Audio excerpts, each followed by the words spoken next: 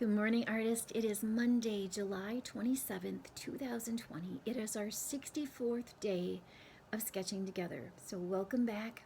Hope you had a fantastic weekend and stayed in and stayed safe from all the heat out there. It was a very warm weekend. Today, we are looking at, or this week, we are looking at being inspired by the greats throughout art history. Now, I Googled who is the greatest artist ever, and I got a lot of Picasso was the greatest artist ever. Now, many of you might not think Picasso was the greatest artist ever, or some of you might think that, but I think that it's open to interpretation. So I've picked 5 artists this week to get inspired by. So today's going to be Vincent van Gogh, and then we're going to look at Edvard Munch and Georgia O'Keeffe, who is from Sun Prairie, Wisconsin. We're going to look at Leonardo da Vinci, and we're going to look at Gustav Klimt. Now, those are just 5 random artists I've chosen. There could be 500 more. So just a place to start this week in terms of looking at artists. So here is a Vincent van Gogh self-portrait. And I know we've done a Starry Night before. We've done our own Starry Night. I wanted to just show you some of Vincent van Gogh's images. He was a great friend of Gauguin, and they even lived together. They shared a house. I guess you'd call it an apartment, but rooms next to each other. And they became very good friends, and they had what people looked as an art community, the two of them together. They became very good friends, and then one night got in a heated argument, and Vincent van Gogh had been drinking, and I think he was having a mental health breakdown, and he cut off his ear. Now, the story goes that we've heard for years and years, at least I heard as an elementary student, that Vincent van Gogh cut off his ear and sent it to his girlfriend as this profession of love. Well, that's not true at all. He gave it to a housekeeper at a brothel that he had, and so a woman he had come to know through the years of living in the town he lived in. And I don't know why he would gift that to her. I am not sure why. But towards the end of his life, he was really struggling. And so I'm sure this at that time, it was pretty traumatic what had happened that evening. And he and Gauguin kind of went separate ways at that point, and the rest was very, very difficult. Remember, he painted over 800 oil paintings in his life, and he sold only one. I think I might have said he sold 2, but I think he really only sold one. And I think it went for about $350, which is a very large amount of money in his day.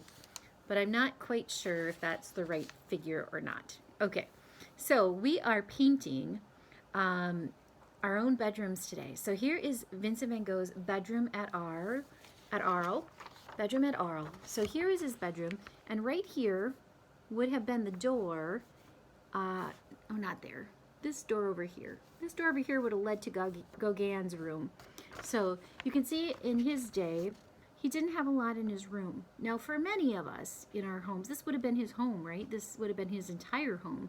He would have had a desk, a chair, he had a couple of chairs, his bed, some art on the wall, his window to the outside world. But he didn't have a lot of possessions. Now, for many of us today, or at some point in our life, even if we've really downsized, we have a lot of stuff, probably in our bedroom, far more than Vincent van Gogh ever had. But that's how he painted his room. And he painted it a little bit stylized. So sometimes the dimensions, I think, the perspective is a little bit different and a little bit off in some areas. But that's okay. It was in the style he wanted to paint his bedroom. Okay, so this is what I love when it comes to art and how fun art can be. I love when someone takes a painting and recreates it, makes it come to life in real life. So here, these college students here have recreated his room so you can walk right into the scene, which is really cool to me. I think to be able to walk right into that space and almost like that painting comes to life then. So today, while we are not painting Vincent van Gogh's bedroom, his bedroom at Arl.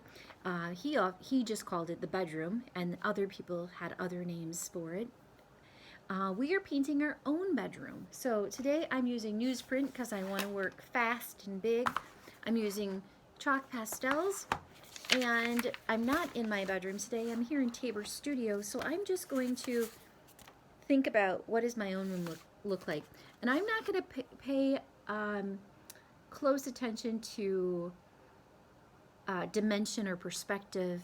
I just want to lay out what my room looks like. So in my room, there is an antique sleigh bed.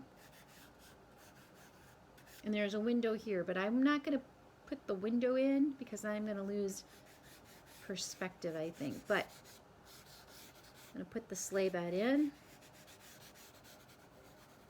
So if you are recreating your bedroom, or maybe it's not your bedroom you want to recreate in your imagery today, maybe it is your living room or your kitchen. I think it's kind of fun to do the bedroom because it's your personal space, and hopefully you've personalized it to make it what you want it to be.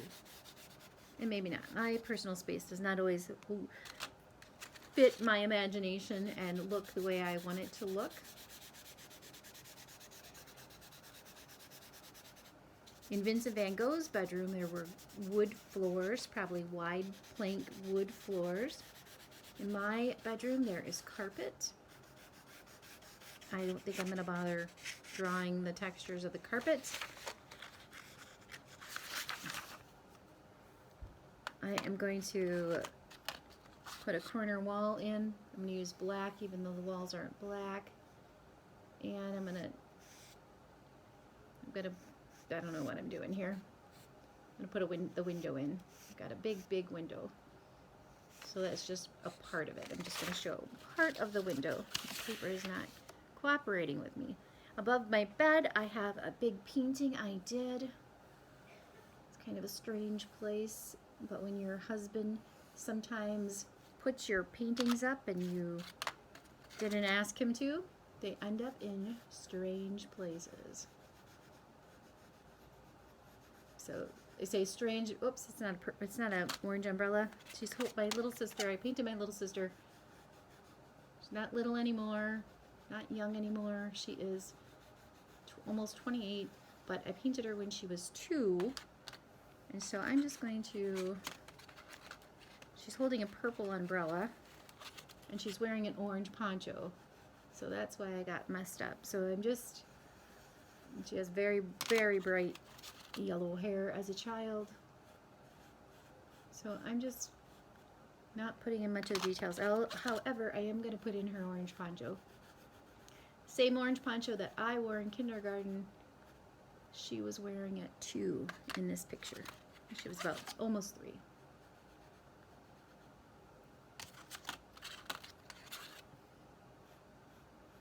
This was kind of a traumatic time when I took a photo of her when we were on a family vacation, on a family vacation with many of our aunts and uncles and cousins, and a lot of the young cousins and my sister were down at the lake, and she fell in. She got shoved in somehow. She fell in the water, and luckily our 6-year-old brother was there, and he was a little 6-year-old, little thin 6-year-old. He pulled and pulled and pulled until he got her out of the lake. You couldn't see the lake from the cabin. It was down below and you couldn't see the kids from where they were at. And so it was really a traumatic time, and I think it taught us all to never let any of the little kids out of our sight. And thankfully my brother was there. So she's got a little smile on her face. It's not how she really looks. She's not so smiley in the picture. She's very serious. Can't remember if that picture was taken after she fell in the water, or if it was before she fell in the water. But there are also some, I don't have a white, there are flowers here along don't have a white. They're white daisies, so I'm just going to use what I have. I'm going to make some orange daisies here.